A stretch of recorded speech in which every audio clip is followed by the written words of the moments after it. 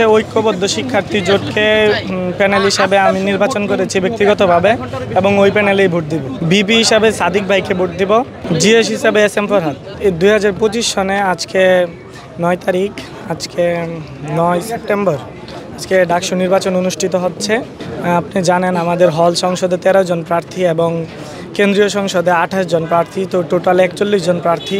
সবার এক্সাক্ট নাম এবং ব্যালট নাম্বার মনে থাকে না, এই জন্য লিখে এনেছি এবং এটা নির্দেশনা দেওয়া আছে যে লিখে আনা যাবে আর কি।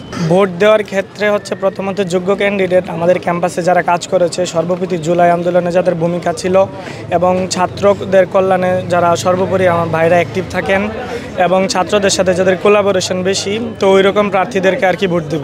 বিপি হিসাবে সাদিক ভাইকে ভোট দিব, জিএস হিসাবে এস এম ফরহাদ।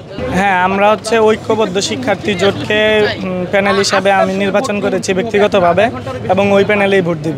কেন আসলে আমরা দেখেছি জুলাই গণঅভ্যুত্থান থেকে শুরু করে এবং এই সেপ্টেম্বর পর্যন্ত ঐক্যবদ্ধ শিক্ষার্থী জোটের ইনক্লুসিভ একটি প্যানেল, এখানে শিবির সমর্থিত প্যানেল হলেও এটার বাইরে একজন জুলাই গণ অভ্যুত্থানে চোখ হারানো একজন জসিম ভাই আছেন এবং ঢাবিতে ফার্স্ট খ ইউনিটে সাখাওয়াত জাকারিয়া ভাই আছেন।